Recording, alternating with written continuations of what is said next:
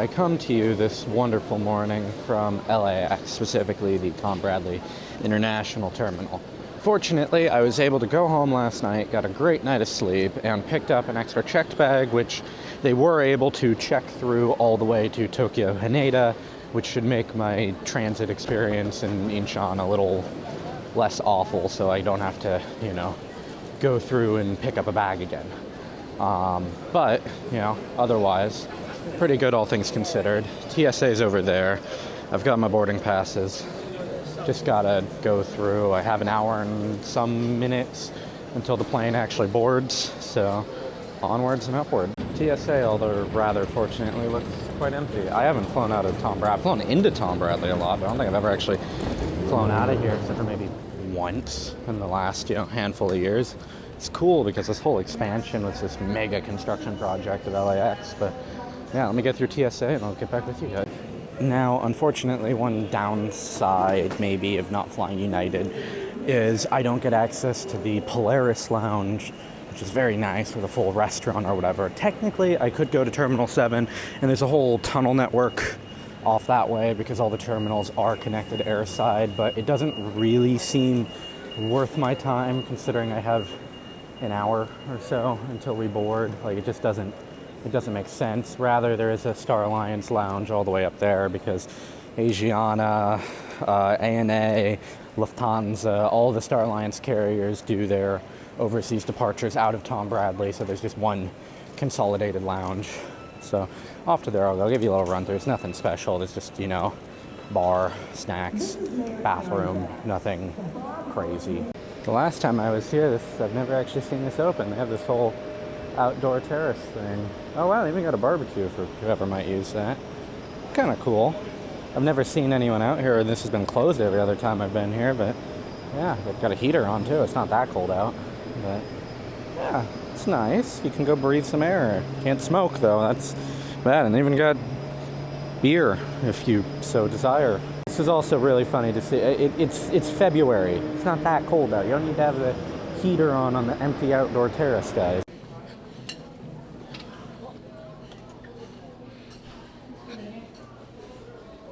Just got a whole food area, juices, water, coffee, drinks, beer, wine. I think they have a bar somewhere, but I don't know what they actually make at the bar, so I'll go figure it out. It's nothing to write home about here. It's just nice that they have a lounge, but yeah, it is just this kind of consolidated thing. There's more drinks and then another sort of indoor, outdoor, terracey thing that overlooks the whole terminal.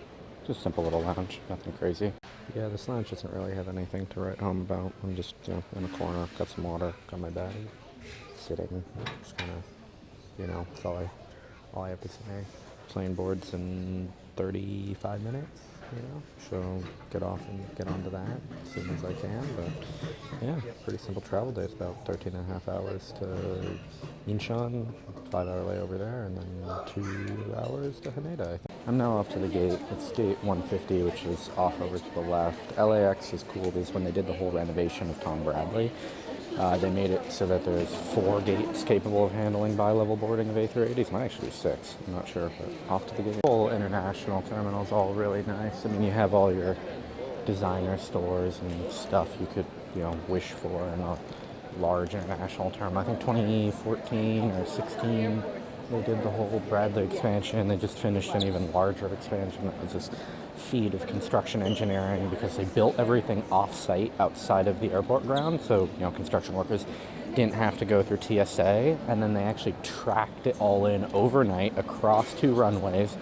while the airport was sort of closed, and moved everything into position in 8 different segments, and it was crazy. I got to go on this amazing PR tour where they kind of explained the whole process.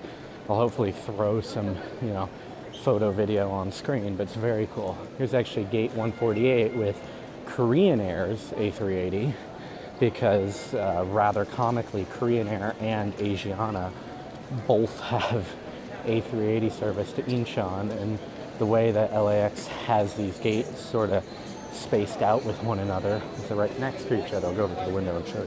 So this is my behemoth, I think Hotel Lima 3765. the big old A380. Asiana's got a couple of them. They mostly seem to serve this Los Angeles route, or I think there's an Incheon Haneda flight that used to be served by the A380. Yeah, big gate, whole bunch of people. I think this one's equipped for like 550 packs.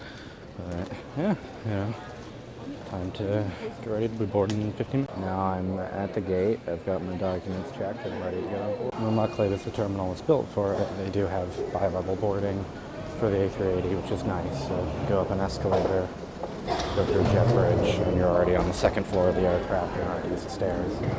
Granted, most any airport that sees a lot of A380 traffic does it. You know, Munich, that's part of the reason why Munich is Lufthansa's A380 hub, is because it has gates equipped for it, and they have the capacity for all of the US bound and a couple of the Asian flights to do it.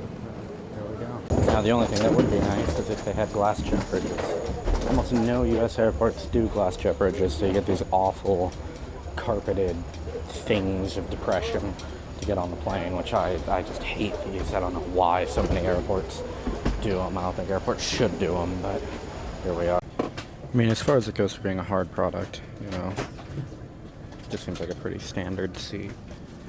You got this nice storage cubbies over by the window, which I don't think I've seen on a 380 before, but I've had them on 747s, especially the Lufthansa ones, the Dash 8s, but, you know, it's a pretty good seat if exposure will work.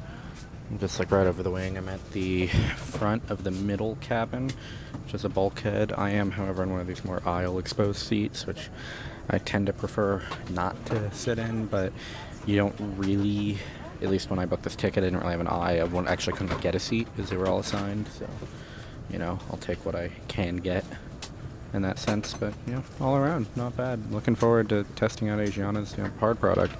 They did include some pillows and blankets and stuff as well. They have these really narrow overhead bins for the left and right side of the aircraft, which somehow just barely fit my suitcase, but, you know, no complaints. Now, they've just handed me a menu, and I think I might be faced with the hardest decision in my life. This Korean lunch with a bibimbap sounds absolutely amazing. But then they also have the Western lunch with a beef tenderloin, which also sounds really, really good. So do I get the Korean food on a Korean airline, or do I get the white people food? I don't know, but they all sound really, really good. They've also handed me a drink menu I haven't even looked at yet. I don't know. The Korean Air flight has already left and is no longer at the gate across from us, so it does appear that Korean Air might get a little bit of priority, or at least it's the earlier slot time out of LA. But so on and so forth. I did end up going with the beef because they had a really nice sounding Riesling, and Riesling and beef sounds just perfect. I think I'm probably going to eat, try and crush 6-7 hours of sleep, and then, you know, get another couple hours of work in, and then I'll be in Korea. And we're now making the turn onto the runway to finally take off. Flight's blocked at a little under 13 hours to Incheon. Should be quite good. I'm quite looking forward to these takeoffs. The 380 in general as an aircraft is very smooth and has pretty great handling characteristics from what I'm told from my experience flying them. Probably best planes in the sky. Very funny to see just off screen there's a United Embraer, one of the little United Express planes, same thing I took up to Toronto. And you compare that in size to this A380, and it's like a kid's car compared to a real one, you know. Yep, there's the little guy there. Cute little Embraer. He's none the wiser of the big A380 that could eat him for lunch. I'm just waiting for these engines to spool up now. The engineering really is a crazy feat on the 380. I wonder if this wake turbulence from this thing that the Embraer might have to wait for, but it's like helicopters cause pretty bad wake turbulence, but I think for smaller aircraft. But I mean, this thing's, I think it's like 90,000 pounds of thrust per engine. Something crazy like that at least.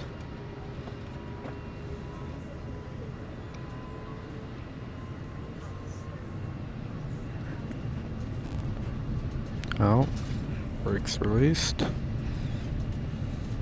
And I think this runway is about 11,000 feet long. It's one of 2 runways at LAX that can accommodate a plane as big as the A380 that needs the takeoff distance it does and the landing distance it does.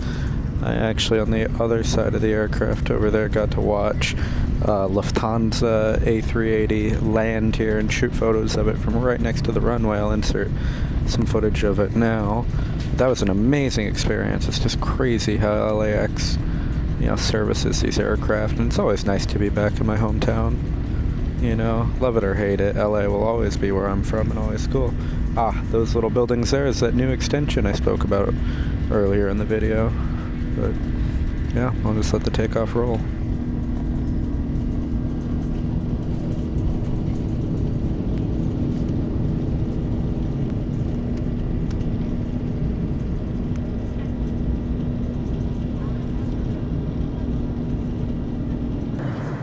My starter has been served. Some kind of wonderful tartare with salad, and I think those have got to be quail eggs or something. Got some dressing, water, and a really, really good Riesling, and it has a little Federal Eagle on it, so it's like a proper German Riesling. I'm kind of surprised they have Riesling of all things, but I love Riesling. It's the only reason why I went with the Western option. Very good, I cruise now. It's pretty uneventful flight so far. Gonna chow down, let you know how it is. I mean, that tartare looks amazing. I just noticed they even have a buttonhole in the napkin, so you can, button it to your shirt when you're eating. That's kind of amazing. Garlic bread, really good. I mean, I'm basically done with the starter. I mean, not much other to say than it's good. Probably top 3 business class meals I've had. Honestly, U.S. carriers don't know how to do food everywhere else in the world. It's always good. I just got the main course of the actual beef fillet. It's got some sauce. It looks very, very good. Looking forward to it. Beef is always my go-to on any airline, and it's always, in my mind, a good measure of what an airline's able to do with the limitations of food in the sky. And this one looks amazing. Wonderful little dessert has been served. However, I've not gotten a fork. I've got some tea and dessert. It looks very good. Okay. It's some kind of gelatin cake thing with the sauce on top. Really good. I think I've seen something like this at a Korean bakery in New York before. I gotta look for this again, especially when I get back. But whatever it is, very, very good. I'll read the menu to check. Probably insert a clip of it, but very delicious dessert. And yes, I did get a fork after asking.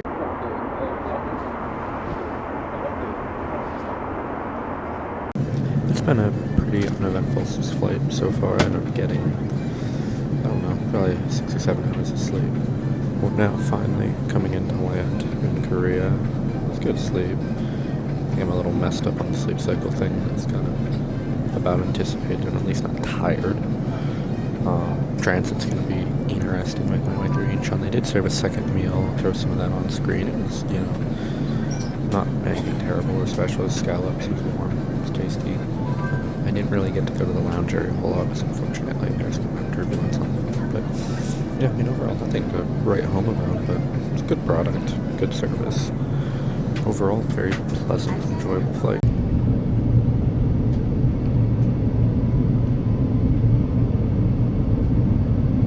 And after about 13 hours, we finally have made it to Seoul. I think they're just going to taxi into a parking position, but this big boy requires a lot of gate space.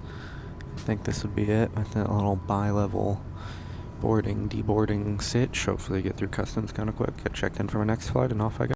And now here I am. I've made it into South Korea. I got 5 hours here, so unfortunately not really enough to do a whole lot. I at least got to collect a passport stamp. I need to go head back up to departures to check back in to leave Korea, but it's cool. I get to say I went to South Korea, even if but for 5 minutes, so I'm happy about that. I'll maybe get some food, but I should probably wait till there's free lounge food. That'd be the smart thing to do, is get the free food, not pay for the food. Although Loterias do have some good food. Incheon is also just such a cool airport. Okay, now I can say I've been to South Korea, even if it's only stepping outside of the airport for the briefest of moments. Got to see South Korean flag. I'll go back inside now. Just need to figure out where Asiana is, but this la vie. Well, that probably concludes my very brief stop in South Korea. I got another boarding pass. I took some, I shoot film now, so I took some film photos of just kind of the surroundings.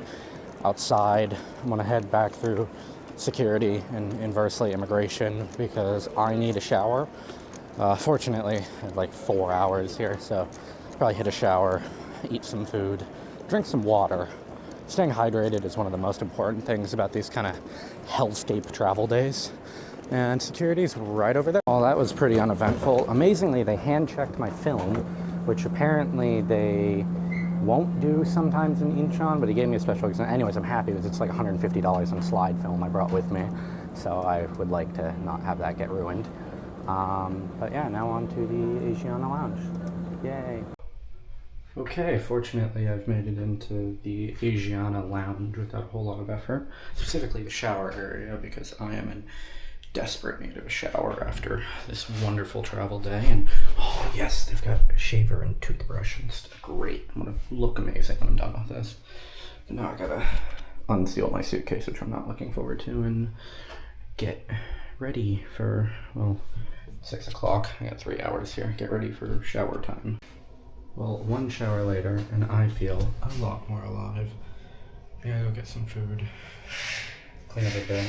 I have 3 hours, so get some work done, take a call or two, and yeah, show you food and whatever else I do. Well, it has been a wonderful visit to Korea and whatnot. I've just kind of sat in this little corner of the lounge where there's been no one and got some work done for the past, 2 or 3 hours. Fortunately or unfortunately, it is now time for me to go to my gate and go to my flight to Tokyo, and then hopefully sleep, because I am not doing too hot with the whole time zone thing. I did probably get 6 or 7 hours of sleep on the plane, but body clock is definitely not aligned with it's almost 9 o'clock now, so this escalator is very slow. I expected this to be more of a transition shot, but no. Rather conveniently, however, my gate is 11, which is just right down there next to the lounge, so not a far walk at all.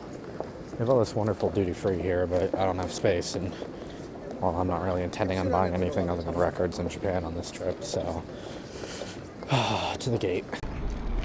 Well, the actual boarding of my flight has been delayed, apparently. So now I'm just kind of, I don't know, go exist. Go look at the briquette. I don't know what I'm doing anymore, but I can't sit, so I'll fall asleep. Well, only about a half an hour late, finally getting onto the plane, so that's good. Hopefully we're not too late into Tokyo, because I am very, very sleepy. And I can't sleep yet, but I do need sleep at some point or another. And holy shit, it's cold. Oh, cannot wait to get in my... Also, another point I brought up earlier, glass jet bridges. Why don't we do this in the U.S.? Everywhere else in the world does these. It's nice. You get light. You can see outside. It's better. Don't know why the rest of the world doesn't do it. Well, as they said in LA, they have indeed shoved me in the emergency exit row. However, it's got like infinite leg room, so that aspect is appreciated. And it's still a window, so not all is lost. No storage in front of me, but I don't really care. It doesn't matter that much. Besides, I'm probably going to sleep for most of this flight. I have been instructed on how to use the door, though, which is funny. But yeah, just Tokyo soon, please. I think I'm on a kind of medium old A321. Pack them deep. I am at least better legroom than before, and I would have been like another 7 rows back, because this is just a cheapo economy ticket I booked. But yeah, should be good. Hopefully we'll be taking off soon. Thank you. Finally in Japan, off the plane. Now all I've got to do is customs, which hopefully doesn't take that long. I don't have amazing confidence for what the customs line will be like, because there's all those people. I basically have to end up under that Tiet sign.